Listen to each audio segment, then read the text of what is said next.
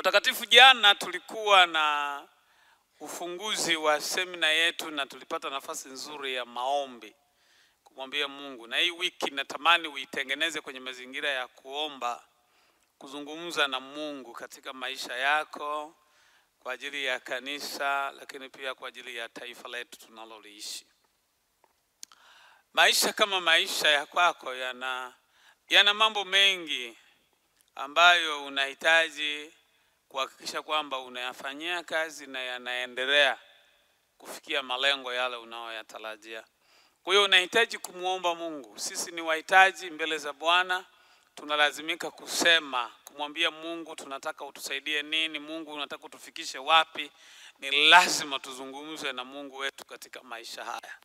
Kwa hiyo ninakuomba kwamba uiweke wiki hii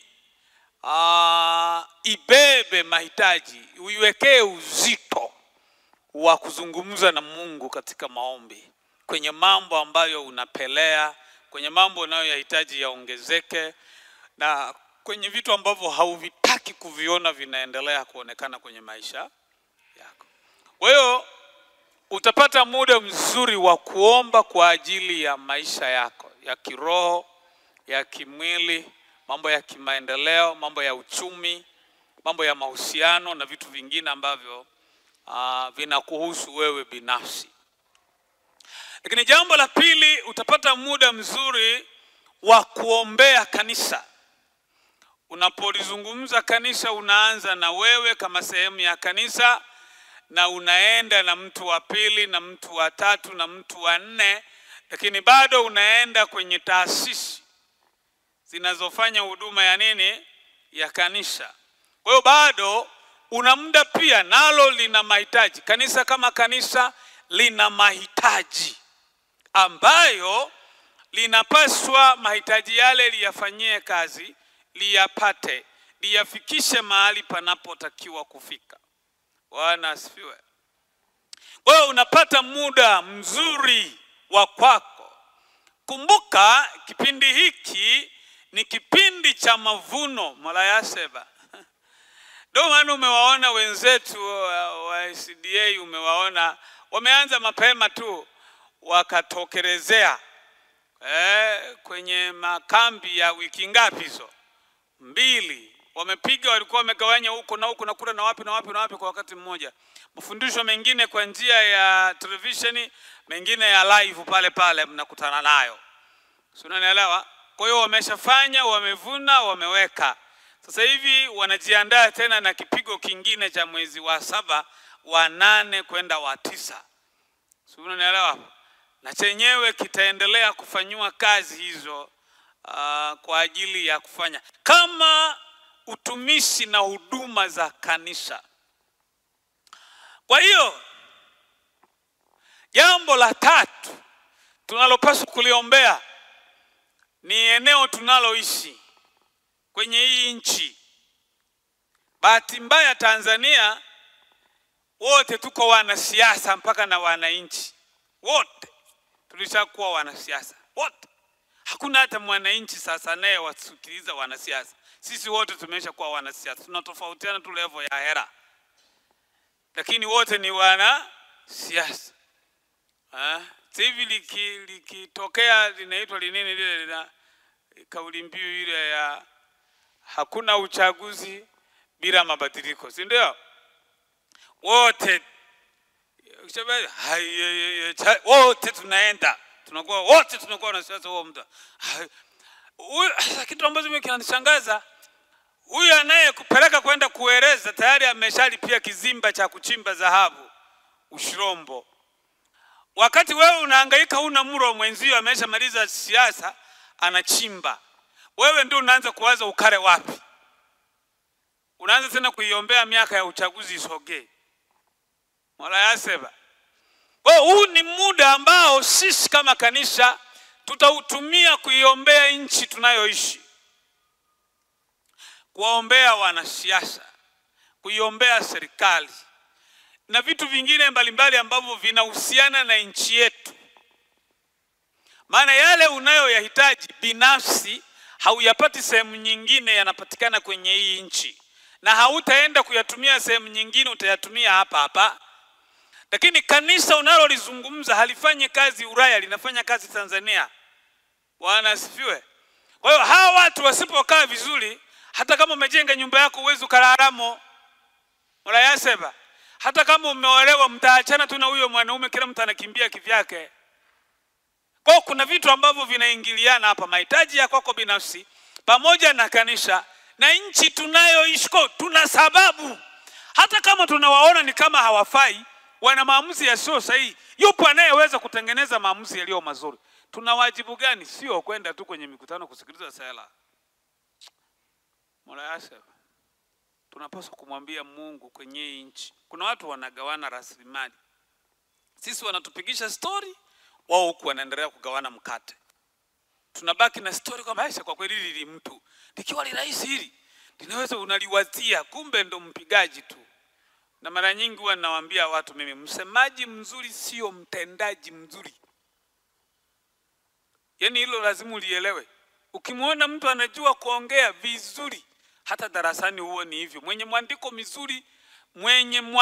mzuri darasani, makisi zake za juu huwa ni C. Mwenye mwandiko mzuri. Ndio maisha tuliopewa. Kwa hiyo ukimsikia mtu anajua kuongea vizuri, ukimpa kazi hawezi kuifanya kama alivyokuwa anaongea. Kwa hiyo lazima tuwe na waongeaji na wanao tenda yanayoongewa. Sio, unaelewa? Mtendaji mara nyingi hanaga story. Unaona vitendo vinafanya nini? Vinatokea. Bwana asifiwe. Kwa hiyo haya ni mambo matatu ambayo tunapata nafasi ya kuyaombea hii wiki. Tunamwambia Mungu juu ya maisha yetu. Tunamwambia Mungu juu ya kanisa la Mungu, lakini tunamwambia Mungu kwa ajili ya nchi yetu ya wapi? Ya Tanzania. Zungumza kabisa kwa kicho, ya bebe na uyaweke yawe na mzigo. Yaani changamoto za wanasiasa watakatifu huwa ni ndogo mno. Sio, unaelewa? Na bahati mbaya mwanasiasa anatumia mtu aliyekata tamaa. Na Tanzania tunaongoza kuishi na watu wavivu wasiokuwa na kazi. Tunaongoza. Hivi una mradi wako na biashara, unaweza ukashinda unaimba Chadema. Unaweza? Una biashara unafunga unaenda kuimba tu. CCM namba moja. Namba moja si familia yako. Unayasema. Bwana asifiwe. Jamani, twende CCM, twende Chadema, lakini lazima kila mtu abaki kwenye eneo lake. Unaelewa? Kwenye CCM wengine tumo kwenye CCM kama wapiga kura, lakini kuna wengine wako kwenye CCM kama walaji, na wengine wako kwenye CCM wanaoweza kututengenezea kitu ambacho kina manufaa kwa wote. Haya makundi yote yamo kwenye kila chama. Si unaelewa? Kuna wapiga kura kwenye chama, wewe ndio unaishia hapo. Lakini kuna walaji kwenye kile chama. Wao wanajua hapo kuna shingapi, hapo kuna ngapi, wanakusanya huo mzigo wanatoka nao. Lakini kuna wale ambao wanaweza wakafikiria, wakafanya jambo wakaliona likatokea. Sio, unaelewa? Kwa hiyo ni lazima tubebe hivi vitu, tumwambie Mungu aweze kutusaidia kuwa tumetembea kwenye nafasi zinazopaswa kuwepo. Tuachane kukimbia na matamko. Mimi ninasema hivi, kusema nako ni sawa, lakini Mungu ana uwezo mkubwa mno. Tunaweza tukamwambia Mungu hapa na akafanya jambo la ajabu sana, na nchi ikaendelea kuishi kimtukuza nani? Mungu. Watakatifu, mwaka huu semina zetu za Pentecost tuna somo linalozungumzia habari ya wakara wa moto. Na leo nafikiri nitaanza tu kuzungumza na wewe kwa kukupatia utangulizi wa mambo ambayo tutakuwa nayo kwa siku zinazofuata. Natamani kufika Jumapili kila mmoja humu atakuwa wakara wa moto. Bwana asifiwe. Hola yaseba. Haleluya. Tuna somo linalohusiana na masuala ya kuwa mawakala wa moto. Na hapa nataka niweke utangulizi wangu kwa mambo kama matatu hivi ambayo nitakuonyesha. Kwanza tutaangalia huo moto unatafasiriwaje, lakini pili tutaangalia malengo hasa tunayoyahitaji baada ya kujifunza hapa nini tunatarajia kuona katokea, lakini na mwisho tutaona changamoto zipi tunazoweza tukakutana nazo kwenye haya mazingira. Kuna vitu gani vinavyoweza vikatuzuia au vikatusukuma kuweza kufikia malengo yale ambayo tunayahitaji tuyafikie. Bwana Yesu asifiwe. Utakatifu ni kwamba kimsingi tunapojaribu kuangalia neno moto, ni neno ambalo katika Biblia linaonyeshwa mara nyingi. Roho Mtakatifu ametajwa kama moto, si ndio? Sehemu mbalimbali za Biblia zimemtaja Roho Mtakatifu kama moto. Lakini achana na hiyo ya sehemu iliyomtaja Roho Mtakatifu kama moto, lakini sisi katika somo letu tunaangalia moto kama kifupisho cha mambo manne yafuatayo. Bwana Yesu asifiwe. Tunataja moto tukiwa na ufupisho wa mambo manne yafuatayo. Moja, M inawakilisha neno linalosema mission au utume. Bwana Yesu asifiwe. Kuishi kwa kusudi kuu la kutenda kazi kwa Mungu katika familia, jamii na taifa. Lakini tukiwa kwenye misingi ya mission, kwenye misingi ya utume. Bwana asifiwe. Tutaiangalia kwa upana zaidi, lakini napenda uelewe hiyo tunapozungumza wewe kuwa wakara wa moto, maana yake wewe utakuwa ni wakara wa mission, ni wakara wa utume. Tutayaona haya yanazaliwa na nani, yanatengenezwaje, na ni kwa namna gani tunaweza tukafanya na tukafikia maeneo gani ambayo yanaweza yakawepo katika maisha yetu. Bwana Yesu asifiwe. Lakini O kwa maana ya O inawakilisha neno ongozwa na Roho. Bwana asifiwe. Ongozwa na Roho Mtakatifu, kwa kuishi kwa kutii uongozi wa Roho Mtakatifu. Kwa hiyo tunapomzungumzia wakara wa moto, maana yake tunazungumzia mtu ambaye anaishi kwa kusudi la mission, mtu ambaye anaongozwa na Roho Mtakatifu, anaishi maisha ya kumtii Roho Mtakatifu. Na inatafsiriwa toba na mabadiliko. Maana yake ni kwamba kuishi maisha yenye toba, utakatifu na mabadiliko ya kiroho. Bwana Yesu asifiwe. Kwa hiyo tunakutaka, tunakushawishi, tunakufundisha, tunakuhitaji, tunakuelimisha, tukitarajia ya kwamba wewe uwe wakara wa mission, uwe wakara unayeongozwa na Roho Mtakatifu, lakini uwe wakara ambaye umefanya toba iliyoleta mabadiliko katika maisha yako, unaishi maisha matakatifu. Bwana asifiwe. Haleluya. Hivi ni vitu ambavyo tunavitarajia kuviona kwa mtu ambaye anafanya huduma ya kuwa wakara wa moto. Ya mwisho kwenye moto inazungumzia habari ya ongeza wafuasi wa Yesu. Bwana asifiwe. Kwa tunapokutaka wewe uwe wakara wa moto, maana yake tunakuhitaji uwe katika maisha yako utimize kusudi la utume, utimize kusudi la mission, lakini bado uongozwe na Roho Mtakatifu, bado uwe umefanya au unaishi maisha ya toba kwa maana ya mabadiliko katika maisha ya utakatifu na mabadiliko ya kiroho. Lakini mtu ambaye unafanya kazi ya kuwaongeza wafuasi wa Kristo, kushuhudia wengine jinsi Yesu alivyobadilisha maisha yako na kutangaza injili ya Yesu Kristo, jambo ambalo nafikiri linakuwa na ugumu kidogo, si ndio?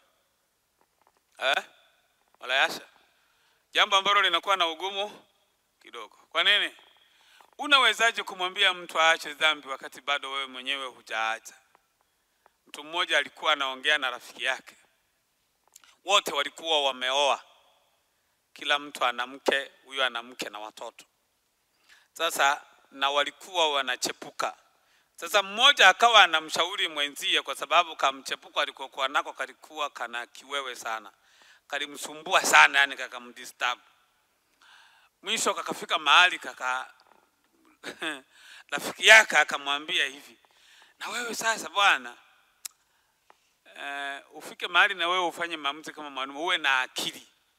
Akili gani sana? Akili gani sasa? Sasa anakuendeshaje huyo? Kwanza sio mke wako. Si achana nako tu, katakaka na kusumbua kwa mazingira anaweza. Kwanza una mke wako na nini? Kwa nini usiachana nako? Sasa huyu naye anayemshauri mwenzie naye anamwambia, wewe mbona ulishashindwa kumwacha? Kwani wewe huna mke? Si una mke na watoto?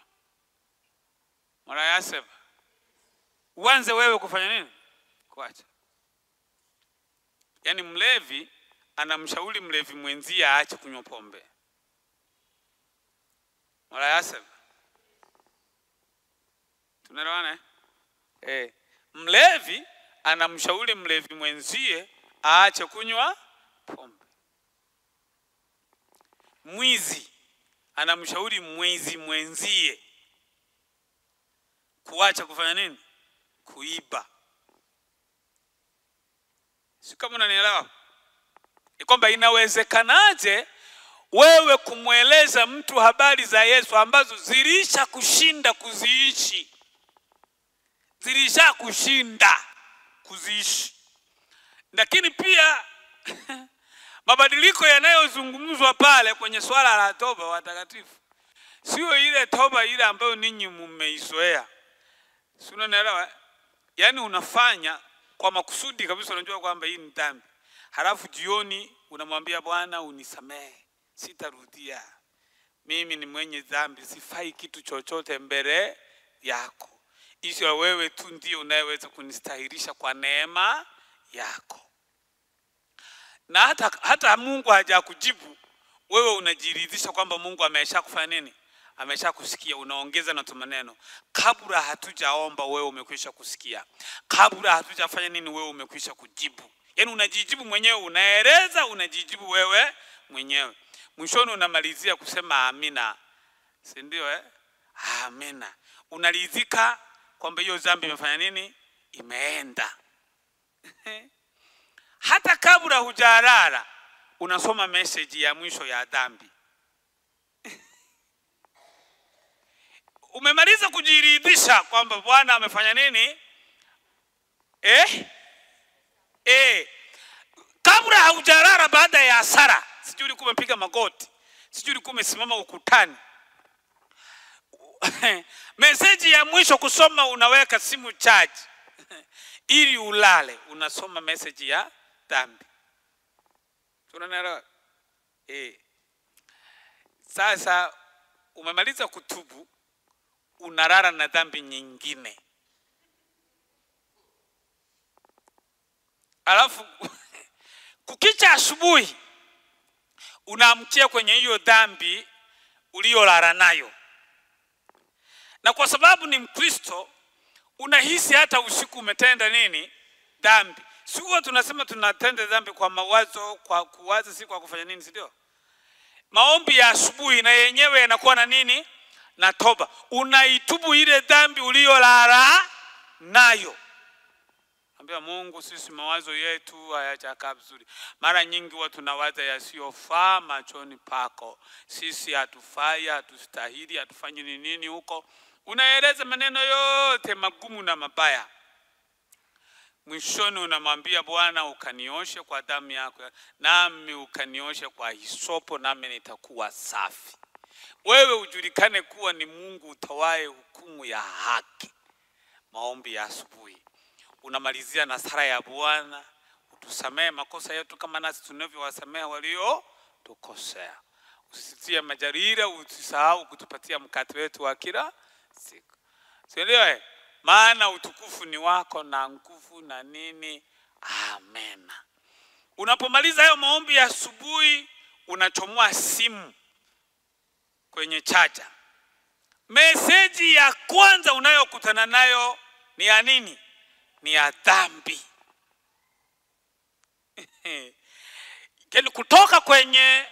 kutoka kwenye kuminingara. Tunajua watu wanapoomba toba. Ulishawahi kuwaona? Muda sio mrefu tutaingia kwenye maombi hapo utaona. Mtu anayeanza na toba kwanza huwa yani ile sura inaharibika kwanza. Uwezo kumkuta mtu anasema unajua sisi Bwana Mungu sisi ni wenye dhambi, anatabasamu. Hamna. Lazima aonyeshe dalili fulani zinazo kuonyesha kweli amechukia. Sisi ni wenye dhambi.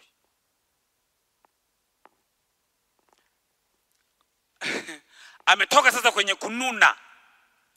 Anafungua message, anakutana na message ya dhambi, anatabasamu. Na kuna tu message twingine hata kabla hujatusoma unakapiga mwa kwa sababu ya raha ya kale ka message. Kwa hiyo maombi ya usiku uliomba ukatubu, halafu karara na dhambi, ukaamka asubuhi ukaituba hii dhambi ya usiku, ukamaliza hamina, ukaanza na tabasamu ya dhambi. Unataraji utaleta watu wangapi kwa Yesu? Mrayaseba. Utawashuhudia nini? Ndio maana watu wanaogopa hata kushuhudia yale Mungu alio watendea, kwa sababu kwanza unajiuliza kwamba wataamini. Wataamini. Kuna mchungaji mmoja alishuhudia kwamba Mungu alimtendea muujiza.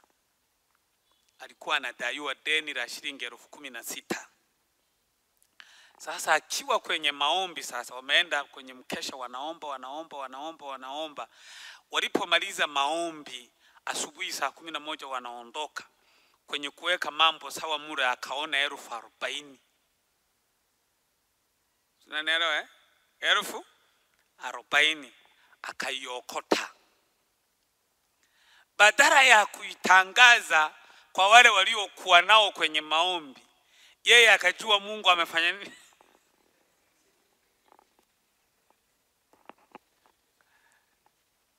Sikiliza. Yeye akajua Mungu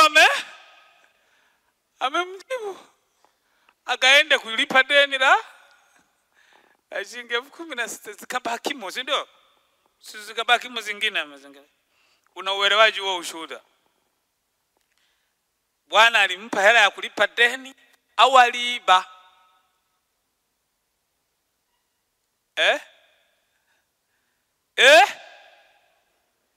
Sasa unaweza kutoa ushuhuda kweli? Kama tulivyokaa huko mtu adondosha 10,000 halafu uondoke nayo. Hata kuwatangazia watu nani ameokoa, nani ameangusha, unaweka Mungu asante Baba kwa kunipa nini kwa sina hata ya mboga. Unawahi na kutoka kanisani. Jumapili unaweza ukaja kushuhudia kama yani Mungu kwa kweli anajua. Nikiwa kanisani nimekaa nikashtukia nimeona shilingi 10,000 chini. Nilipoiokota nikasema mama, nikaenda nikanunua dagaa, nikanunua na mchicha, nikanunua na watoto wangu wakara. Unaweza ukashuhudia? Kwa nini? Kwa hiyo tunapozungumzia swala la wakara wa moto, tunatarajia kumuona mtu ambaye ndani ya maisha yake anatimiza kusudi la misheni au utume kwenye maisha yake, anaongozwa na Roho Mtakatifu, lakini pia ni mtu ambaye maisha yake yamebadilishwa, amefanya toba iliyotengeneza mabadiliko kwenye maisha yake. Na bado tunamuona huyu mtu ana uwezo wa kufanya ongezeko la wafuasi wa nani? Wa Yesu. Bwana Yesu asifiwe.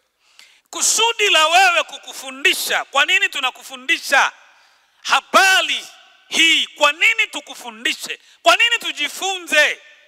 Kwa nini tujifunze? Bwana asifiwe. Watakatifu, tunajifunza ili upate nafasi ya kuelewa namna gani unaweza kuchochea moto ndani yako. Unaweza kuruhusu nafasi ya Roho Mtakatifu kwenye maisha yako.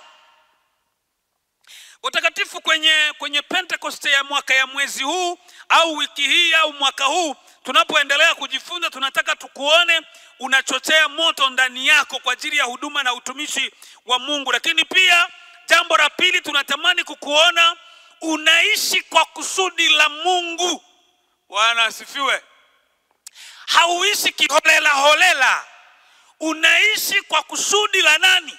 La Mungu. Tunatamani baada ya kuwa tumemaliza wiki la Pentecost, tunatamani nikutane, ninatamani niishi, ninatamani nifanye, ninatamani nitembee na watu ambao wanaishi katika maisha yanayotimiza kusudi la Mungu. Kwa ni lazima ujiulize kila muda, kila wakati unapokuwa unatembea, ya kwamba yale unayoyafanya, yale unayoyawaza, yale unayoyafikiria, yale unayoyapeleka kwa watu, yale unayoyatamani yaje kwako, je, yamezingirwa au yanatimiza au yanatengeneza kulifikia kusudi la Mungu kwenye maisha yako? Bwana asifiwe. Haleluya. Kwa sababu unaweza ukawa unaongozwa na roho wa Mungu yule, au roho wa vitu, au roho wa kuwaumiza watu wengine. Tunataka kukuona unaishi kwa kusudi la nani? La Mungu. Lakini jambo la tatu tunalotarajia kwenye mafundisho haya, tunapokufundisha, tunatamani kuhakikisha kwamba sio tu kuchochea moto uliomo ndani yako, wala kuishi kwa kusudi la Mungu. Lakini jambo la tatu, ili uishi maisha ya kugusa maisha ya watu wengine kwa nguvu ya Roho Mtakatifu.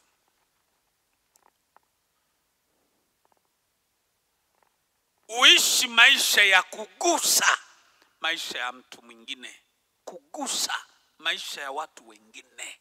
Tunatamani kuona hilo kwako. Sio kuumiza, sio kutesa. Unanielewa? Sio kufukuza.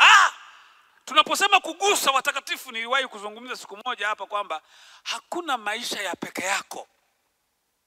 Kuna watu wanajimilikisha, wanasema dhambi ya kwangu inakuhusu nini? Hakuna dhambi ya peke yako, haipo.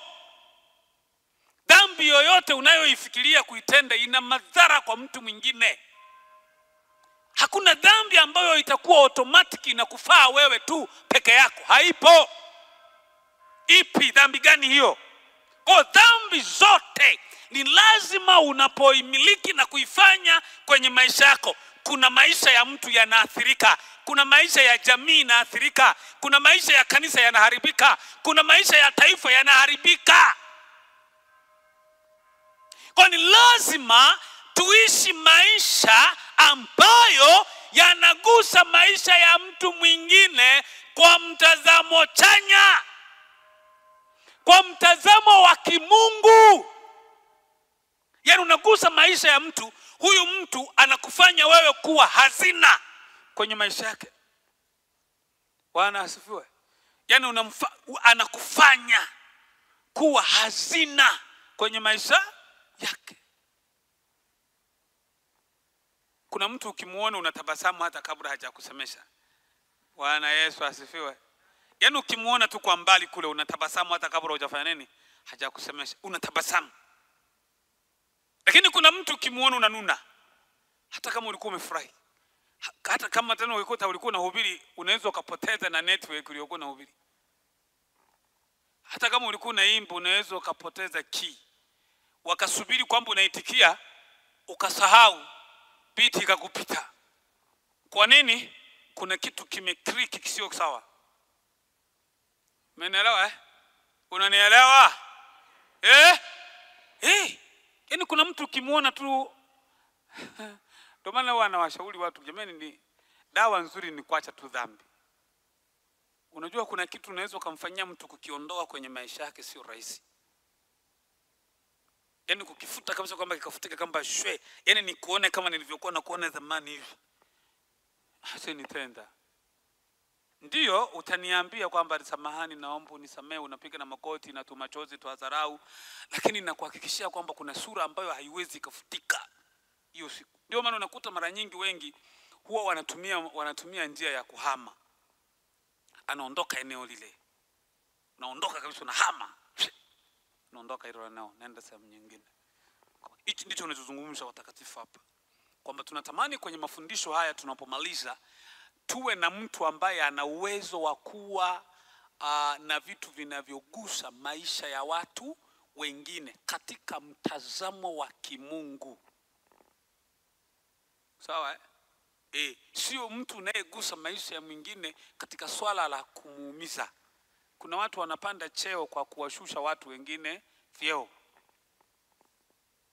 Unaelewa? Kuna watu wanapata ajira kwa kufukuza watu wengine ajira.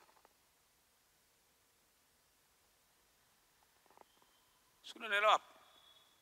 Huo kuna hivyo vitu vinawezekana kwa. Ndio unawasikia sasa hivi huu mwaka, hii miezi hii ndio ya kusikia sasa.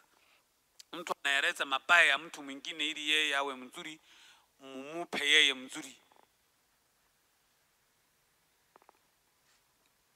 Unaelewa? Na mimi ndio najaribu kuwazaga hivyo kwamba hivi hakunaga tu siasa za kusema yale mazuri tunayotarajia kuyafanya alafu kuyaacha yale mabaya ya mtu mwingine ili mtu ashawishike. Wala yasema wamama aliulizwa kwa mwanamke mmoja kwamba kwa nini wanawake mnapenda sana wanaume waongo? Akasema kwamba unajua tusipodanganywa huwa sio rahisi. Eti mwanamke asipodanganywa huwa hawezi kuamini kama kweli huyu mwanaume anampenda. Kwa tuongo. Wanatupenda tuongo. Kwa hiyo na siasa ili usipokuwa muongo, ukisema tu yale ya kweli tu, wanakuona amna huyo, hata kuongea tu hajui.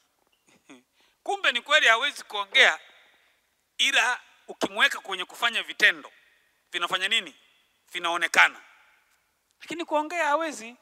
Kukusingizia uongo, anatunza kumbukumbu ya mpaka mwaka 82 kipindi kile nakamatwa ugoni. Anakumbuka mpaka kipindi kile, kipindi cha maduka ya RTC ulivyokuwa unatunyanyasa. Tumejipanga hapo kununua vifaa, halafu wewe unakuja unampatia mtu mwingine ambaye hata hajajipanga. Yaani wanakumbuka vitu vya nyuma kwamba kama kipindi hicho cha tu ulikuwa unauza kwenye duka la RTC, ulikuwa unatufanyia, leo ukiwa mbunge utatufanyaje? Unatunziana kutoka kwenye ubaya kwenda kwenye uzuri, sio rahisi. Lakini hicho tunatarajia kwamba unagusa maisha ya mtu mwingine katika mtazamo wa kimungu, kwenye mambo ambayo Mungu anayahitaji kuyapata katika maisha yako. Bwana Yesu asifiwe. Kwa hii wiki tunapata huo muda wa kutafakari na kufikiri, kuona hayo mazingira yanayo. Naomba unisomee Timotheo ya pili. Timotheo ya pili sura ile ya pili mstari wa 1 hadi wa 7. Timotheo ya pili sura ya pili mstari wa 1 hadi wa 7. Mtu mmoja nisomee hapo. Inasemaje? Inasemaje?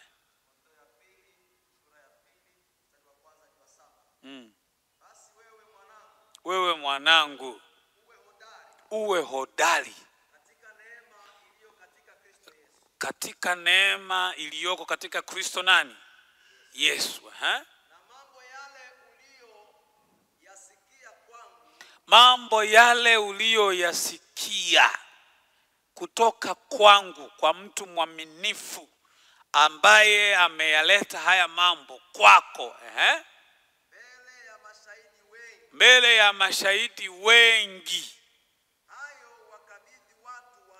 Yanapaswa yakabidhiwe kwa mtu mwaminifu. Yaani mwaminifu anamkabidhi mtu mwaminifu. Sio jambazi anamkabidhi jambazi. Hilo linawezekana kawa sawa eti. Waache majambazi na wao wakabidhiana. Jambazi amkabidhi jambazi mwenzie. Lakini sisi waaminifu wakabidhi waaminifu. Watakaofaa kuwafundisha na wengine. Watakatifu, unaweza usiweze kusimama kujieleza, lakini ukiyaishi yale ambayo Kristo ameyaweka kwenye maisha yako, watu watajifunza kupitia maisha yako. Huwezi kusimama ukaeleza pointi ya kwanza, pointi ya pili, pointi ya tatu, pointi ya nne, huwezi. Lakini yale uliyoyasikia katika Kristo ukiyaishi kwenye maisha yako, watu watayaona, watajifunza na yatafanyika kuwa neema kwenye maisha yao. Utakuwa umegusa maisha yao bado. Ushiriki tabu pamoja nami kama askari mwema wa Kristo. Ushiriki tabu pamoja nami. Sisi huwa tunaka huo mtindo wa kushiriki tabu pamoja, ila huwa tunaongezea. Bwana Yesu asifiwe. Yaani mtu unayemtarajia angekusaidia hivi haujui kwamba mtu wa karibu kabisa ndo anaweza kukuiba, ambaye unamwamini ndo anaweza kufanya nini? Akakuiba. Kajamaa kale kaliimba kakasema, mtu aliye karibu yako kikuracho kiko wapi? Kiko wapi? Kikuracho kinguoni mwako. Yaani mtu wa karibu. Nimemkuta mtu juzi hapa analalamika sana. Yaani mtu wa karibu na yeye, wametoka mbali, wamesaidiana vitu vingi sana. Yaani hata ukivieleza wewe mwenyewe tunakubali kwa kweli hao watu wameshibana. Lakini cha ajabu amemkomba kahera ka kwenye M-Pesa. Akafika akabeba tumnani zote, akamwachia tu simu pale. Alafu akaishia.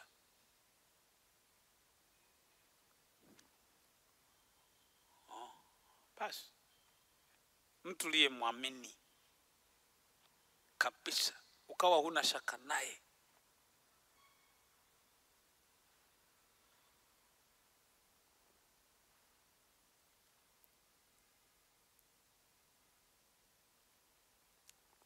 wala yasema wemaliza.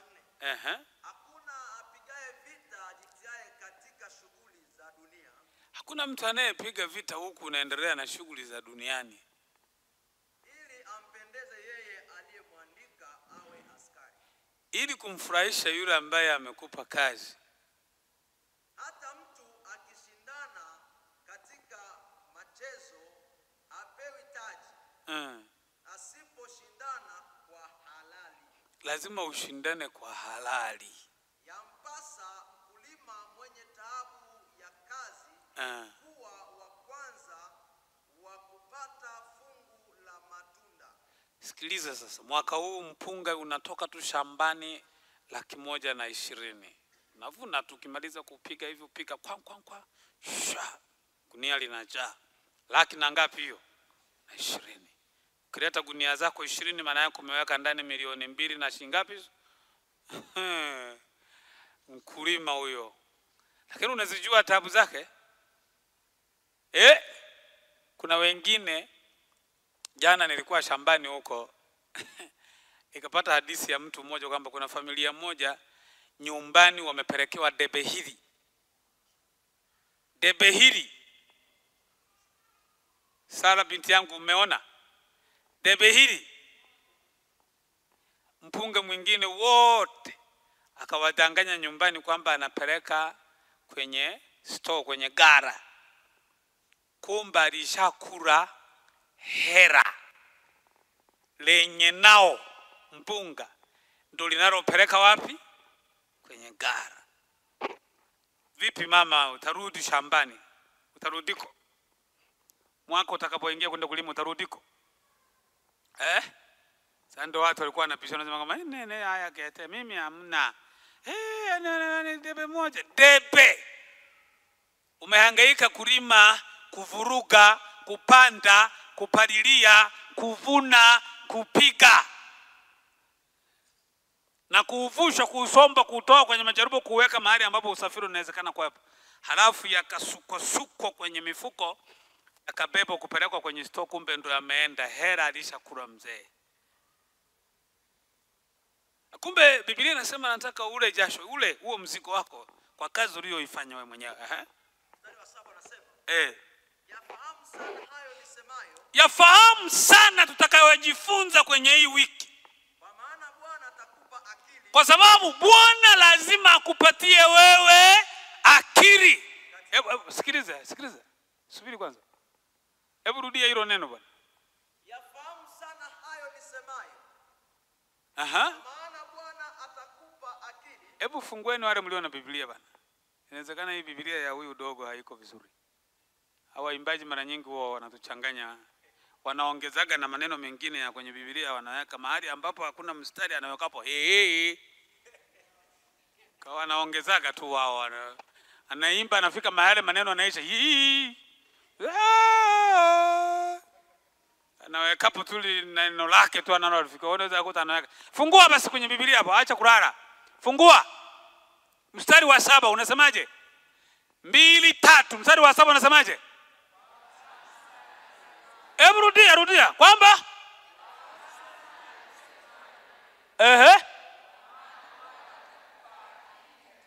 Bwana atakupa alafu katika mambo. Hebu rudia 2:3 mstari wa 7.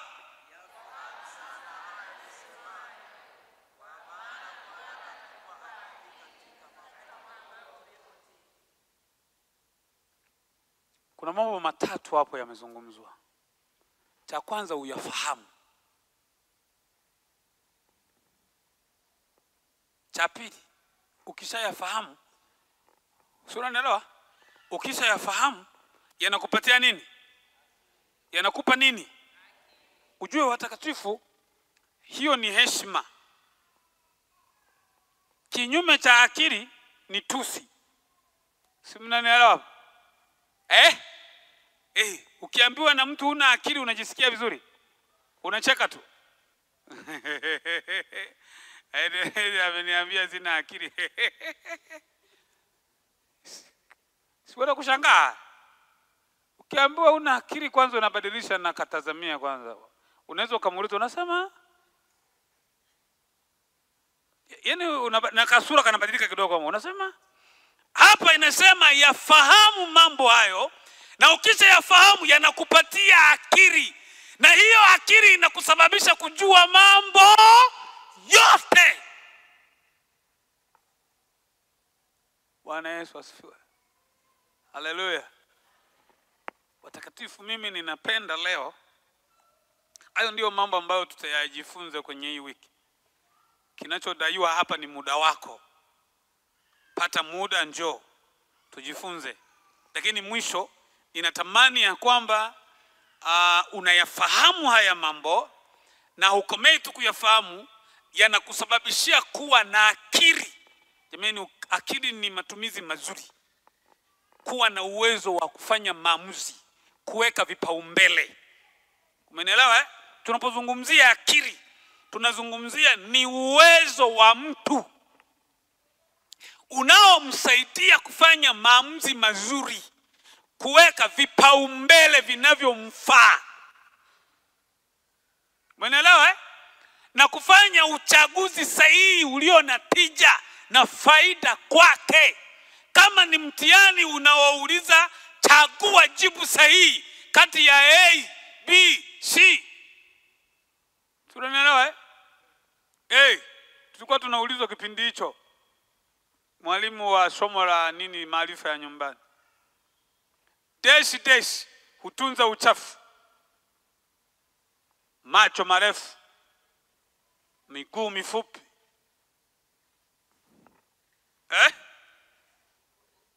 Si ndio?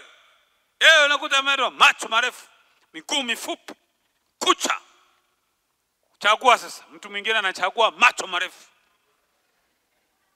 Kwa hiyo anajaza hapo dash hutunza uchafu. Kwa hiyo anaandika hapo kwenye dash macho marefu hutunza. Anakutana na kosa lirefu kabisa. Kwa ndio muda wa kuchagua hapo. Inakusaidia katika mambo yote. Sijajua kama wewe unaelewaje kwenye hili. Mimi sijawahi iona mtu anayetuwazia vizuri kama Mungu. Na ninashangaa sana kwa nini tunakosana naye. Yaani mimi sijawahi iona. Yaani hakuna, mimi nilipopata neema ya kumuelewa Mungu anavyoniwazia, nikamwambia Mungu, nisamehe. Sitarudia tena kukufanyia mabaya wakati mimi unanifanyia mema. Kabisa. Hiyo haiwezekani. Kamba futa kwangu. Kwenye waache wengine wachanganya hayo mawili yanayowezekana kuwepo.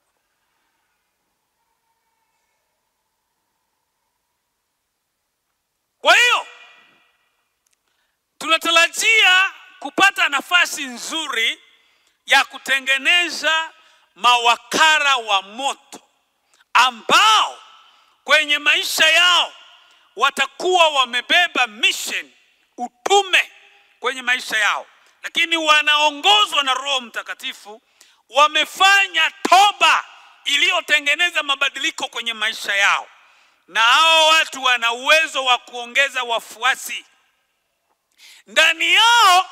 Wanatimiza lengo na kusudi la kuchochea moto uliomo ndani yao, na haitoshi, wanaishi kwa kusudi la Mungu, wanaishi kwa kile ambacho Mungu anapenda, wanaishi kwa vile ambavyo Mungu anataka, wanaishi kwa vile Mungu ambavyo anafurahi, lakini pia wanaishi maisha yanayogusa maisha ya watu wengine. Ukiona kitu hiki kinamuumiza jirani yako, unaachana nacho. Unajua watakatifu, ukielewa hii, hata amri 10 unazielewa. Mnayasema? Yaani ukiyaelewa haya maandiko yanavyozungumza, hata amri 10 unafanya nini?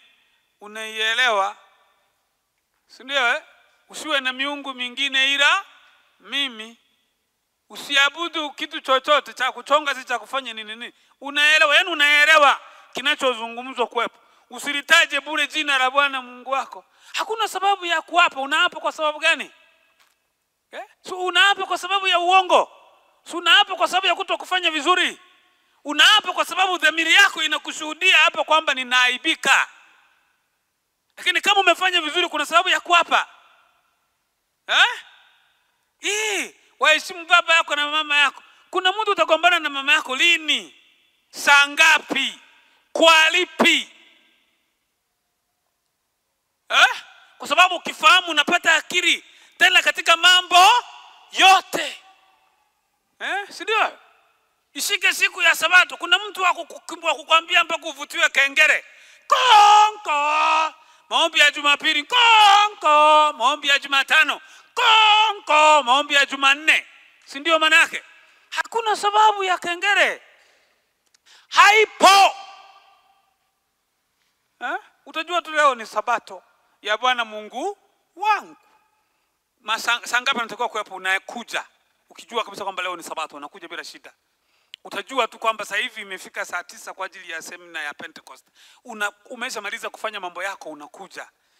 Kwa mazingira yanayosikana kuwepo, wala bila hamna shida. Kwa mazingira yaliyopo. Kale kamli kingine kanasema usiue.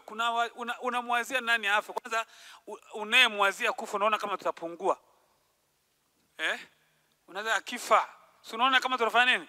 Tunapungua. Ndio maana akifa mtu huwa tunalia. Kwa nini? Kuna kaa huzuni, kuna kaa upweke, tunampoteza, tunamkosa. Kwa nini umwazie kumuua? Hata kuna, unaelewa? Ndio kuna ule utaratibu wa Mungu wa kufa, lakini sio wewe kuhusika kwenye hicho kifo. Kwa mazingira ambayo Mungu ametutengenezea kufanya. Hakuna sababu. Usizini. Kuna sababu gani mpaka unazini na mume si wa rafiki yako? Siji mke wa ajira. Hakuna sababu gani? Hakuna sababu. Nenda na uzima wako, wala usisubutu wala kutenda dhambi. Yaani hata hamna shida. Maisha ya kwako unapumzika nini? Ukitaka kuoa, unataka mke, unachagua mwenyewe. Unataka mwembamba, mnene, mrefu, mfupi, mkali, mwenye maneno ya haraka haraka, mwenye maneno tufupi, mwenye kutentereza kaneno katoko. Unachagua sample unayotaka mwenyewe. Unataka mrefu, hakuna muangalia kidogo hapo. Baby yuko huku juu. Sawa tu. Ukitaka kumsemesha unaandika message. Kwa hiyo nataka nikusalimie. Anasoma ndo anainama kukuona kama unasemaje baby. Sawa tu. Hauna mtu anayekuzuia. Shida iko wapi? Paka unatoa macho. Usimshuhudie jirani yako uongo. Lini nitakudanganya? Na kudanganya ili iweje? Jameni, dhambi imetufanya hatuaminiani leo. Jameni. Ai.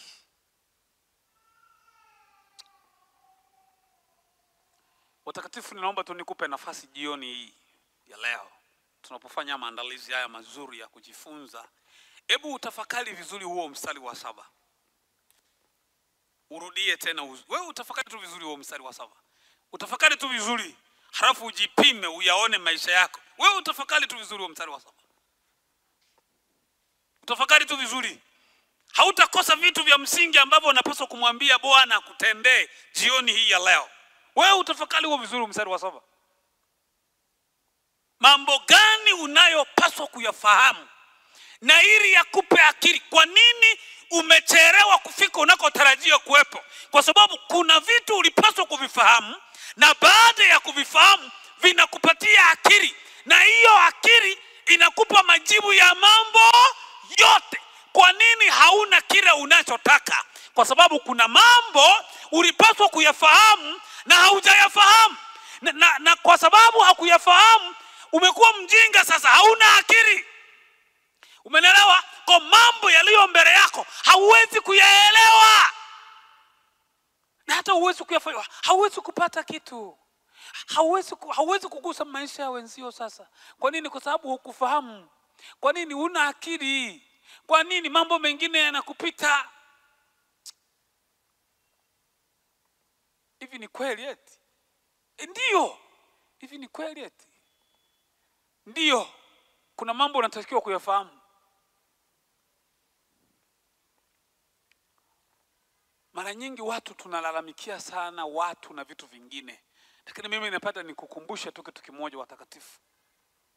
Adui mmoja anayetupotezea vitu vingi ni dhambi. Kuna dhambi unaweza kuifanya mara moja kwa saa au kwa dakika ikaishi maisha yako yote. Si unanielewa? Na kanuni ya dhambi, kama mnasoma vizuri kwenye Biblia, dhambi huwa inasamehewa. Lakini kuna matokeo ya hiyo dhambi huwa hayaondoki. Wala yasema. Haleluya. Matokeo ya hiyo dhambi huwa yafanya nini? Hayaondoki. Yanabaki kuwepo. Wala yasema. Mama, ukimwambia Mungu akusamehe dhambi ya uzinzi na ulishazaa katoto pale nyumbani na kenyewe Mungu akikusamehe na katoto kanarudi tumboni. Kanarudi tumboni. Kanayeyuka. Sikata bakipo. Unapokaona kanazungumzaje? Unapokaona kanazungumzaje? Yaani dhambi inasamehewa, lakini matokeo yanaishi. Yanaishi. Ndio unaomba Mungu nisamehe. Yule uliyemvamia ukamkata mkono, ukishasamehewa utarudi ule mkono kwa yule mtu? Utaotapo. Sasa baki kilema. Kwa matokeo huwa yaishi. Naomba usimame. Nikupe nafasi nzuri ya kutafakari, kufikiria kwamba kuna mambo gani Mungu ninapaswa niyafahamu, na nikisha yafahamu yananipatia akili, na nikipata akili nina uwezo wa kupita na kuingia kwenye kila jambo ambalo liko mbele yangu. Binafsi, acha kumhusisha mtu mwingine kwenye maisha yako. Binafsi, acha kumhusisha mtu mwingine. Mambo gani ambayo unayaona kwenye maisha yako? Na baadaye uone sababu ya kwamba kuna sababu ya kumwambia Mungu anisaidie ili niyafahamu haya mambo. Nakusihi, tafuta nafasi nzuri unayoiona. Kama unahisi una vitu unaweza ukavizungumza vikasikiwa na mtu mwingine, kwa sababu kuna watu wengine wananasa mpaka maneno ya mtu anayeomba. Unanielewa? Lakini yaani kuna mtu mwingine ananasa mpaka maneno anayoomba na mwiko aka ketari romba. Nilimsikia kabisa naomba. Anasema hivi, kumbe Bwana ni kweli.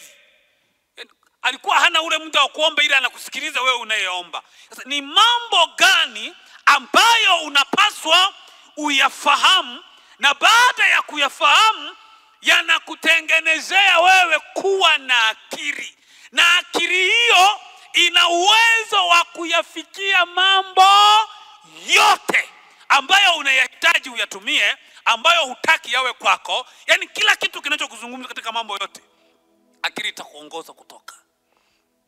Pata nafasi yako vizuri. Pata nafasi yako vizuri. Utafakari. Kabla hatujaanza kuimba, hebu tafakari kwanza. Mtafakari tu Mungu. Mtafakari tu Mungu. Jiulize maswali. Kuna vitu gani Mungu ninapaswa kuvifahamu? Na hapa naomba nikusaidie.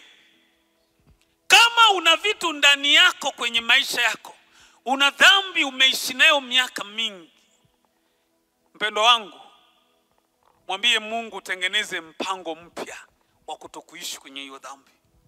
Ndiyo inakurisha, lakini dhamiria kuachana nayo. Bila kujali matokeo na vitu vingine, dhamiria tu kuiacha. Ili uruhusu Mungu akuonyeshe mambo ambayo unapaswa kuyafahamu. Halafu yalete matokeo ya akili kwenye maisha yako. Halafu uwe na uwezo wa kuyaona mambo yote yaliyo mbele yako, na hata kuweza kuyafanyia kazi na kuleta matokeo kwenye shughuli zako. Haijalishi ni biashara au ni kitu gani. Yaani kitu ambacho kinawezekana kuwepo. Kuna kitu ambacho Mungu anakwenda kufanya kwenye maisha yako, kutegemea na kila ambacho umekianza kukitengeneza mapema. Biblia inatuonyesha kwamba yeye anatufahamu vizuri ndani. Sio nje tu, anatufahamu nje ndani. Zaidi hata ya dhamira zetu, zaidi hata ya hisia zetu, zaidi hata ya mawazo yetu, zaidi hata ya kila tunachokifikiria. Zaidi yeye ana uwezo wa kufanya vitu vya namna hiyo. Tafakari, inamisha kichwa chako. Mpe nafasi Mungu juu ya hili.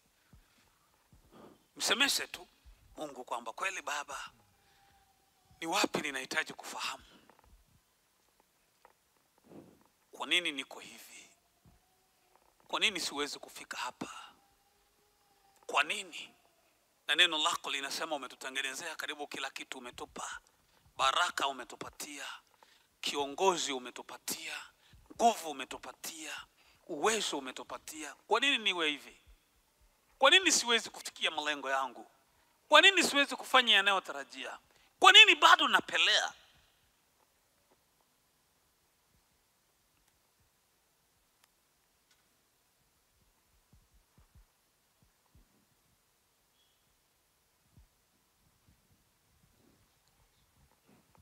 Makusudi gani Mungu nataka uyatende kwetu? Mimi nipungue, wewe uongezeke. Mimi nipungue, wewe uongezeke. Mimi nipungue, wewe uongezeke. Mimi nipungue Bwana, mimi nipungue, wewe uongezeke. Ima tena mimi nipungue, mimi nipungue, Bwana wangu, wewe uongezeke. Mimi nipungue, mimi nipungue, wewe uongezeke, wewe uongezeke. Tena mimi nipungue,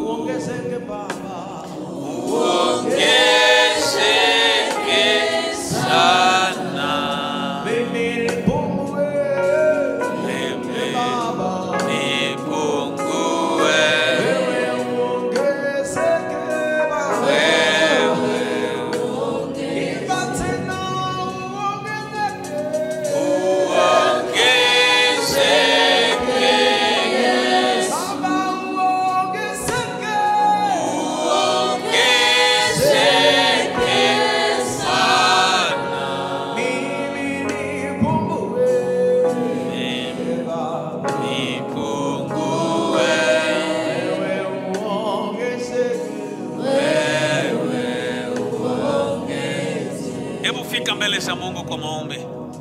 Mwambie Baba, katika mambo haya matatu, mwambie Baba juu yako, vile ambavyo wewe unaona, vile ambavyo wewe unafeel, vile ambavyo wewe unajitazama, vile ambavyo wewe Roho Mtakatifu anakusemesha binafsi. Mwachilie Roho Mtakatifu azungumze na moyo wako. Acha kuutawala kwa akili yako, acha kuutawala kwa tamaa zako, acha kuutawala kwa binafsi yako. Mwachilie Roho Mtakatifu, mwacha afurike, mwacha aongoze, mwacha atengeneze, mwacha amue, mwacha afanye kazi kwenye maisha yako. Mruhusu atende. Yeye ni moto, ana uwezo wa kutengeneza vitu. Mwachilie Bwana, mpe nafasi Roho Mtakatifu juu yako. Acha kuishi maisha makavu, acha kuishi maisha ya kujiongoza, acha kuishi maisha ya kujikinai, acha kuishi maisha ya kujitawala. Mpatie Bwana nafasi kwenye maisha yako. Mpe neema hiyo Bwana. Patie kibali Roho Mtakatifu juu yako. Mwambie Roho Mtakatifu, niko hapa, nina njaa, nina kiu, sina nguvu, nimechoka, nimepungukiwa, sina ufahamu, ninahitaji akili, ninahitaji kutenda. Kuna mambo mengi mbele yangu hayajakaa vizuri, hayajanipa matokeo, hayajaniongoza inavyopasa. Ninakuhitaji Roho Mtakatifu, ninakuhitaji Roho Mtakatifu juu ya maisha yangu. Kuna vitu vinapelea, kuna mambo hayajakaa vizuri, kuna vitu havikupendeshi, kuna vitu vinaumiza moyo wako Bwana, kuna vitu vinakupatia shida. Kuna mahali Bwana unanisubiri, kuna mahali Bwana unaningoja, kuna mahali Kristo unanitaka nifike, kuna mahali unataka niwe, kuna mahali unataka nifike, kuna mahali unataka nitende, kuna mahali unataka nibebe, kuna mahali unataka niguse, kuna mahali unataka nifanye katika jina lako. Kuna mahali unanisubiria Bwana, kuna mahali unanitaka, kuna maana, ndio maana umempa neema. ndio maana umenipa umri huu, ndio maana umenipa miaka hii, ndio maana umenipa miezi hii, ndio maana umenipatia kibali hiki, ndio maana unazungumza na mimi, ndio maana unanifundisha, ndio maana unanionya, ndio maana unasemesha, ndio maana uko pamoja nami. Hata kama dhambi zinanipatia fedha, zinanilisha, zinanipa marafiki, lakini kuna mahali Mungu anataka niwe, kuna mahali Mungu anataka niende, kuna mahali Mungu anataka niweke. Sipaswi kuwa kama nilivyo, bali ninapaswa kuwa pamoja na wewe. Kwani niishi kwenye dhambi? Kwa nini niishi kwenye mateso? Kwa nini niishi maisha yasiyokuwa ya kwangu? Kwa nini niishi kwenye aibu? Kwa nini niishi kwenye shida? Katika jina la Yesu, wakati Roho Mtakatifu, mwalimu, mfariji, kiongozi aliyetupatia, naye ana uwezo wa kufanya kazi. Bwana, ninajidhiri machoni pako, ninahitaji neema. Bwana, ninajidhiri machoni pako, naomba unifanye kuwa limbuko, naomba kunifanya kuwa baraka, naomba kunifanya kuwa sehemu yako katika jina la Yesu. Mamlaka na kazi za ibilisi zinazonishinda, nguvu zinazozuia, mipango inayonisumbua, mipango inayoleta shida, katika jina la Yesu, katika jina la Yesu, katika jina la Yesu, nipe neema hiyo Bwana. Niumbie upya Bwana moyo ulio na staha, moyo ulio na unyenyekevu, moyo unaojitambua, moyo unaojikubali, moyo unaotembea, moyo unaojali, moyo unaogeuka. Baba, wewe ni Mungu usiyepelea, wewe ni Mungu unayetujua, wewe ni Mungu unayetufahamu. Ninaomba Baba uniumbe upya wiki hii, nitengeneze kwa namna nyingine mpya, kwa namna ya kipekee. Niachane na yale niliyoyazoea, niachane na vile nilivyovizoea, niachane na vile nilivyovizoea, niachane na vile nilivyovizoea, niachane na vile nilivyovizoea, niachane na vile nilivyovizoea, niachane na vile nilivyovizoea. Roho ya kujitawala, roho ya kutokujikubali, katika jina la Yesu, na kuhitaji Roho Mtakatifu. Wewe unajua hatima yangu, wewe unajua maisha yangu, wewe unafahamu kuhitaji kwangu, wewe unafahamu nguvu yangu, wewe unafahamu maeneo ninayopelea, wewe unafahamu vitu ninavyovihitaji. Katika jina la Yesu Kristo anayetulia hai, katika jina la Yesu anayetulia hai, ninahitaji moto, nahitaji nguvu yako Bwana, nahitaji moto, nahitaji nguvu yako Kristo katikati yangu. Bwana, wewe ndiye unayefahamu. Kwa nini ninakuwa na usingizi wakati wa neno lako? Kwa nini ninachoka wakati wa mpango yako? Kwa nini siwezi kuwa na nguvu mbele za macho yako? Kwa nini familia yangu haina nguvu zile zinazohitajika? Kwa nini maisha yangu hayawi kama Bwana unavyotaka? Kwa nini biashara yangu haitembei kama unavyowaza? Baba, ninakuhitaji ukapate kusimama katika jina la Yesu. Ninahitaji nguvu hiyo ya Roho Mtakatifu. Nahitaji Bwana ukaniongoze, Bwana ukanibadilishe, Bwana ukanigeuze, Bwana ukanipake mafuta, Bwana ukaniinue, Bwana ukanisogeze. Ninakataa kwa jina la Yesu, kwa jina la Yesu, kwa jina la Yesu, kwa jina la Yesu, tamaa na roho ya kutokushiba, kwa jina la Yesu ninakataa. Kwa jina la Yesu ninajidhili machoni pako, ukanifute machozi yale yaliyozoeleka, kanifute yote yale yaliyozoeleka machoni pako. Wewe ubaki kuwa Mungu, wewe ujulikane kuwa una haki, wewe ujulikane kuwa unatenda, wewe ujulikane kuwa upungui, wewe ujulikane kuwa unaweza, wewe ujulikane kuwa unatenda, wewe ujulikane kuwa unaitifaki, katika jina la Yesu, katika jina la Yesu, katika jina la Yesu. Nivushe Bwana, nimechoka kuishi na maisha ya aibu. Nivushe Kristo, nimechoka. Niondoe Bwana, ukanisogeze machoni pako. Ni wasana muda wa jioni, tunapomhitaji Roho Mtakatifu, tunapohitaji nguvu zako, tunapohitaji neno lako, tunapohitaji mamlaka yako katikati ya maisha yetu. Nani anaweza kutuhudumia? Nani anaweza kutujali? Nani anaweza kututiisha? Nani anaweza kutupatia nguvu? Nani anaweza kutembea na sisi? Nani anaweza kuturahisishia? Nani anaweza kutupatia? Nani anaweza kutusogezea? Nani anaweza kutuletea? Nani anaweza kutuinua? Nani anaweza kutubeba? Nani anaweza kutubadilisha? Nani anaweza kutugeuza? Katika jina la Yesu, wewe ni Mungu, Jehova ile, Jehova Rafa, Jehova Al-Shaddai, Elohim.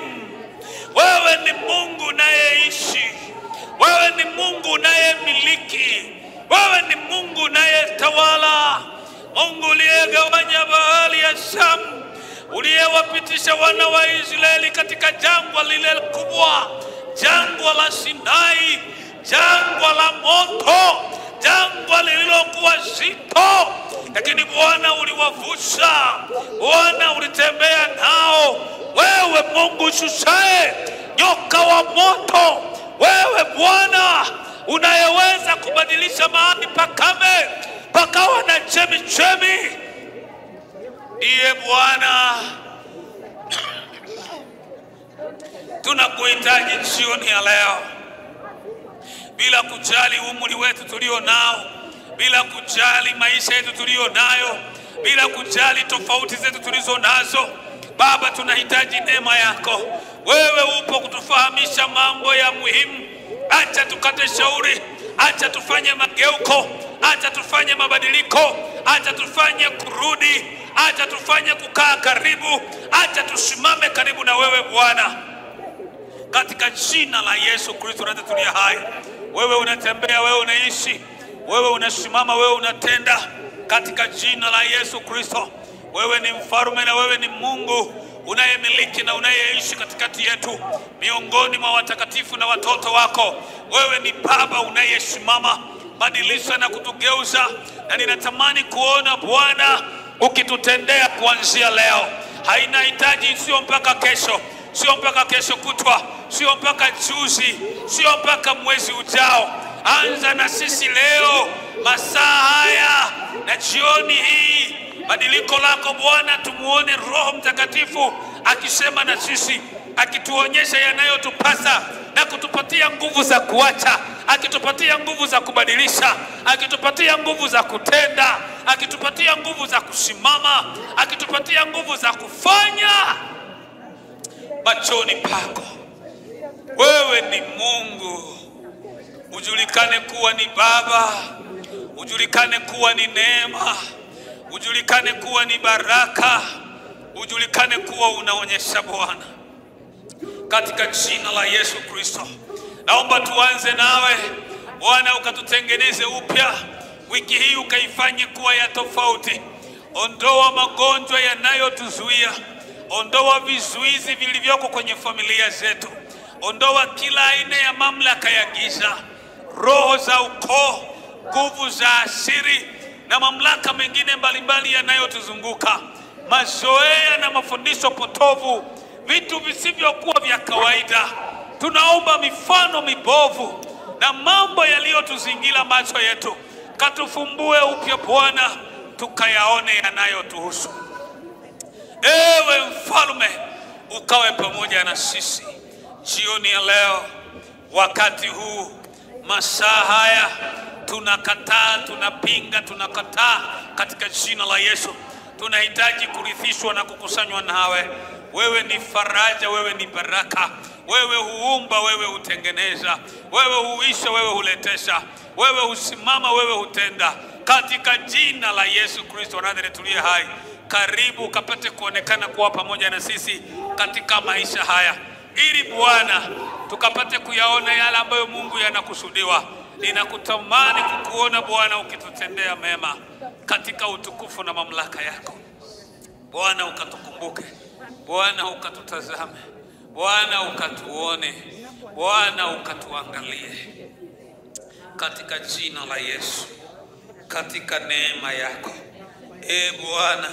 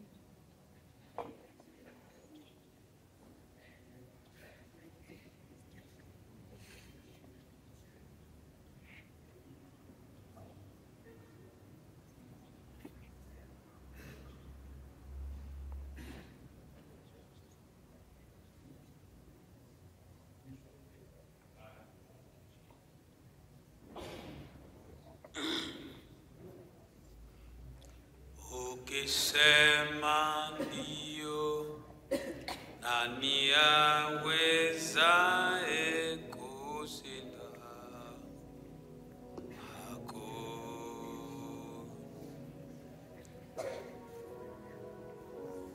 Mungu mwenye nguvu, wastahili heshima zote.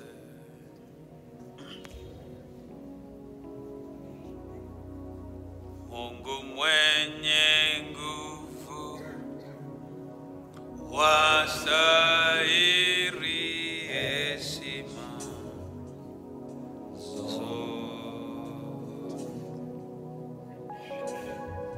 Hakuna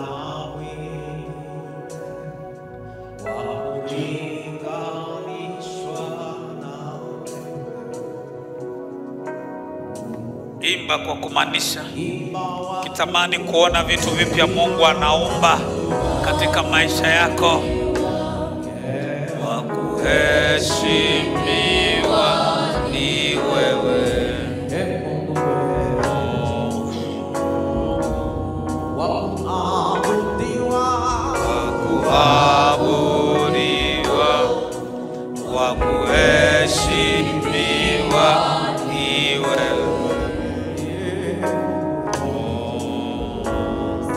Mungu mwenye nguvu, Mungu mwenye nguvu, wastahili wastahili heshima zote.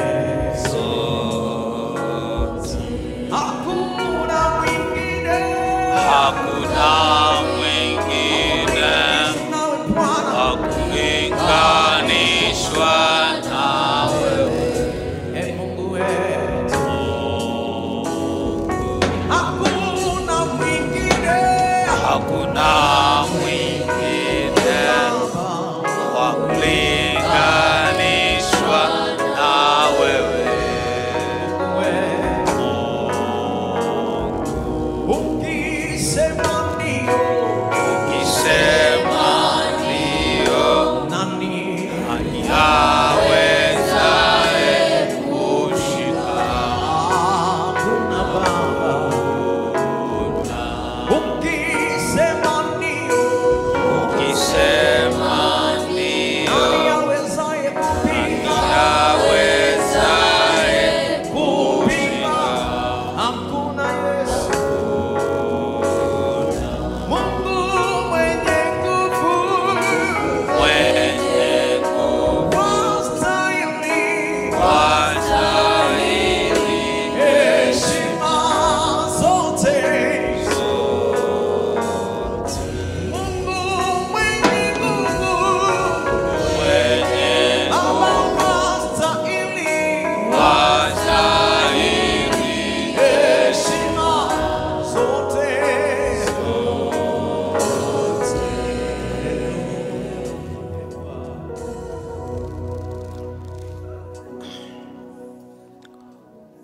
Niombe kwamba wiki hii ni wiki ya maombi. Mahali popote ulipokaa, mwambie Bwana Mungu, akikuongoza kufanya maombi ya mfungo kutegemea na uzito wa kile ulichonacho fanya. Msikilize sana Roho Mtakatifu anakuongoza nini. Usisubiri maelekezo tu, lakini msikilize, mpe nafasi ya kumsikiliza. Natamani hii wiki uishi ukiomba. Unapokuwa kwenye biashara, endelea kumwambia Mungu, asante, nibadilishie vitu hivi, fanya hivi. Muda wako mwingi unapokuwa uko mahali unaongea na mtu, mnapomaliza wakati mnaongea, unapompa nafasi ya yeye kuongea, wewe unapata tena muda wa kumwambia Mungu, asante, nitendee hili, fanya hili. Yafanye masaa mengi yawe ni yale ambayo unamwambia Mungu jambo juu ya vile ambavyo unataka Mungu avitende wiki hii yote, na utaanza kuona namna ambavyo Mungu atafanya kwenye maisha yako. Kama kuna vitu hautaki kuviona vinaendelea kuonekana kwenye maisha yako, endelea kuvikataa muda wote unapotembea. Kama kuna aibu iko mbele yako, endelea tu kuikataa siku mchana. Hata kama unapolala, Iweke akili yako kumbukumbu ilale ikiwa ina vitu inavyomwambia Mungu kwamba sitaki hiki kitu, nataka kitu hiki, ondoa hii aibu, nataka unipande mahali hapa. Na mhitaji Roho Mtakatifu na umsikilize. Na kama kuna vitu ambavyo Roho Mtakatifu amesema nawe siku nyingi umevikataa, mwambie Roho Mtakatifu, nisamehe. Niko tayari kukusikiliza, niko tayari kutenda, niko tayari kufanya. Na hata kama una vitu ambavyo havihusiani, vinazuia huduma na maisha yako, virudishe. Viruhusu vitoke kwenye maisha yako ili Mungu atengeneze kitu kwenye hii wiki katika mazingira yao kwa neema. Mwambie tu Bwana atengeneze kwenye maisha yako. Mwambie tu kuna vitu Mungu anafanya kwenye maisha yako. Mwambie tu Bwana jambo, mwambie tu muda wote. Wewe mwambie tu. Akikugusa kuwa na maombi ya kufunga, hauhitaji kumwambia mtu mwingine, ni kwa ajili yako. Bwana atende kwenye hivyo vitu. Mwambie tu Baba kwamba Baba, kutana na mimi, na Mungu atafanya hicho kitu kwenye maisha yako. Wala usipate shida muda wote. Unapotembea njiani, mwambie Bwana asante, ninakuhitaji. Unapopika, mwambie Bwana nakutamani katika maisha yangu, nataka Roho Mtakatifu nitawale, unimiliki. Unauza, mteja anakuuliza bei gani, unamjibu. Unapomaliza unaendelea kumwambia Bwana yale unayoyahitaji. Unapoimba, imba ukimtafakari Mungu mambo ambayo Roho Mtakatifu unatamani amiliki maisha yako, ayajae, afrike, atende vitu ambavyo hujawahi kukutana navyo. Mungu aanze kuifanya. Kama kuna watu umewapoteza kwenye maisha yako, Bwana anawalejesha, awalete. Mwambie Bwana awatoe kule waliko. Wamefukuzwa na nani, wameondolewaje, Mungu awalete katika maisha yako. Kwa usiwe mtu mkimya mbele za Bwana wiki hii. Hii ni wiki ambayo Bwana anatenda vitu, wiki ambayo Roho Mtakatifu anafanya vitu kwenye maisha. Kwa hiyo mruhusu aweze kufanya vitu kwenye maisha yako kabisa. Ruhusu Bwana azungumze na wewe kwenye mazingira yako yanayoonyesha kuwepo. Kuna watu Mungu amezungumza na wao kwenye ndoto mbalimbali za muda mrefu, zingine hata hawajawahi kuziona, hata wazijui. Mungu amezungumza na wao kulingana na maisha yao. Mungu aliamua kusitisha mambo yale, akayafuta, hayaonekani. Mungu anakwenda kuyarejesha tena upya. Kubali kukaa chini yake, mruhusu Roho Mtakatifu ili arejeshe vitu vile ambavyo yeye alivitumia kwenye kifua chako. Kuna kitu anakwenda kukifanya kwa ajili ya maisha yako, kwa neema ile ambayo Mungu anakwenda kuitenda. Simama juu, inua mkono wako wa kulia. Simama juu, inua mkono wako wa kulia. Funika macho yako. Sema Bwana Yesu. Sema Bwana Yesu, ninakushukuru. Ninakuomba wiki hii, na kuomba wiki hii unifahamishe mambo ninayopaswa kuyafahamu. Niyafahamu mambo ninayopaswa kuyafahamu. Kisha yanipe akili. Kisha yanipe akili niweze kuingia kwa mambo yote. Bwana Yesu, unifundishe mambo yote ninayopaswa kuyafahamu. Yanipe akili. Yanipe akili ili niweze kuyaingia mambo yote yaliyo mbele yangu. Bwana Yesu, kutana na maisha yangu. Ninamhitaji Roho Mtakatifu katika maisha yangu, katika familia yangu, katika kazi zangu, katika mawazo yangu, katika fikira zangu, katika mitazamo yangu, katika imani yangu, katika maisha yangu.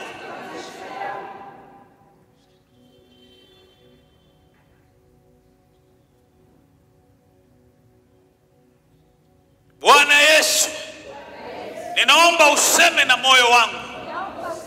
Ninaomba useme na moyo wangu. Na umruhusu Roho Mtakatifu ayamiliki maisha yangu. Siku ya leo ninamkabidhi maisha yangu. Namkabidhi moyo wangu. Roho Mtakatifu, utende kama unavyopaka. Utende kama unavyotaka. Ukanitumie kwa mapenzi yako.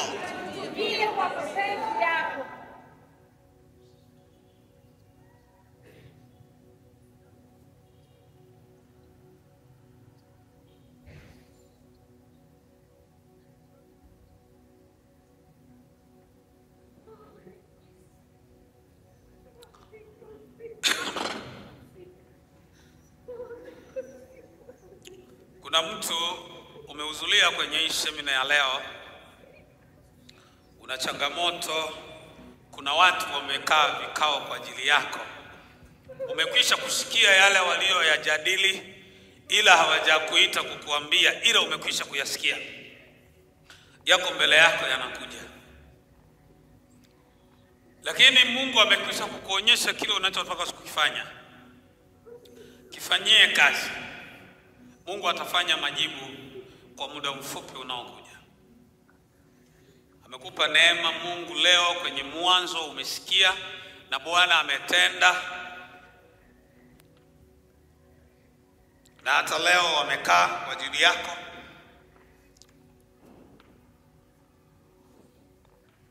Lakini Bwana amekwisha kukuonyesha, umekwisha kuona na umekwisha kusikia na unawafahamu. Sasa kuna kila ambacho Mungu anataka ufanye wewe mwenyewe kwenye maisha yako. Sema, Bwana Yesu, ninakushukuru kwa kunifahamisha neno hili, kuwa upo Roho Mtakatifu unahitaji mimi nikutii, unifundishe, unifahamishe, ili nipate akili niweze kuyaingia mambo yote yaliyo mbele yako. Ninakuomba Bwana, niwe baraka, niwe rimbuko mbele za macho yako. Kuanzia sasa ninakusihi uambatane nami katika utukufu wako, kwa neema yako. Takasa kinywa changu, takasa macho yangu, takasa mikono yangu, takasa miguu yangu, takasa fikira zangu. Nifanye upya nikakufae. Bwana, ukaniumbie moyo safi ulio na unyenyekevu na utii mbele zako. Nirejeshe vyote vilivyotawanyika vinavyonihusu, kutoka mashariki, kutoka magharibi, kutoka kaskazini, kutoka kusini. Vyote vikarudi katika himaya yangu. Bwana, ukajitukuze katika maisha yangu, nami nikaishi kwenye kusudi lako, katika jina la Yesu. Amen. Mwambie Bwana maneno machache ya shukrani. Mwambie maneno machache ya shukrani kukupa siku ya leo. Bwana, asante sana kwa neema yako. Asante kwa upendo wako. Asante kwa kunipa muda. Asante kwa kuniruhusu leo. Asante kwa kunisogeza. Asante kwa kunikaribisha. Asante kwa kunifundisha. Asante kwa kuniahidi. Asante kwa kunipa neema. Asante kwa kumruhusu Roho wako Mtakatifu kufanya kazi na mimi jioni ya leo.